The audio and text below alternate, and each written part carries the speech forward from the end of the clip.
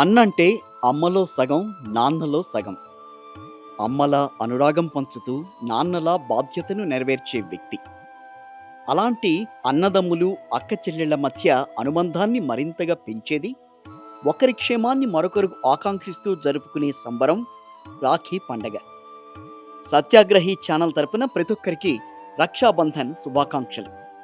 చేతికి రాఖీ కట్టి తమ అనుబంధం కలకాలం నిలవాలని కోరుకుంటుంది ఆ ఇంటి బిడ్డ. రక్త సంబంధాన్ని మించిన ప్రేమానుబంధం మరొకటి లేదని తెలుపుతూ దానికి గుర్తుగా రాఖీ కడుతుంది. గతంలో రాజపుత్రులు ఎక్కువగా ఈ వేడుక జరుపుకునేవారు. తక్షశిల రాజు పురుషోత్తముడికి అలెగ్జాండర్ భార్య రోక్సానా రాఖీ కట్టినట్లు చరిత్ర చెబుతోంది.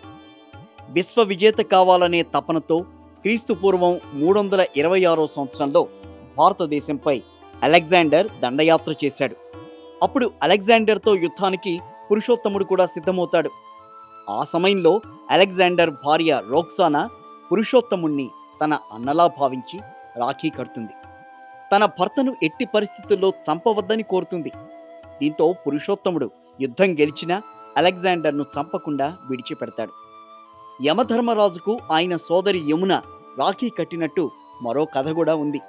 అదేవిధంగా కౌరవుల చేత జూదంలో ఓడిన పాండవులు ద్రౌపదిని సైతం కోల్పోతారు. దుర్యోధనుడు ఆమెను సభకు పిలిపించి వస్త్రాపహరణానికి పాల్పడినప్పుడు శ్రీకృష్ణుడే కాపాడుతాడు. ద్రౌపది ఒకసారి కృష్ణుడికి రాఖీ కట్టినందుకే అలా సోదరి సమానురాలు అయినట్లు పురాణాలు చెబుతున్నాయి.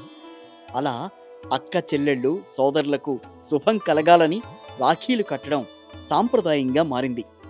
సత్యాగ్రహి ఛానల్ తరపున ప్రతి ఒక్కరికి రక్షాబంధన్ శుభాకాంక్షలు.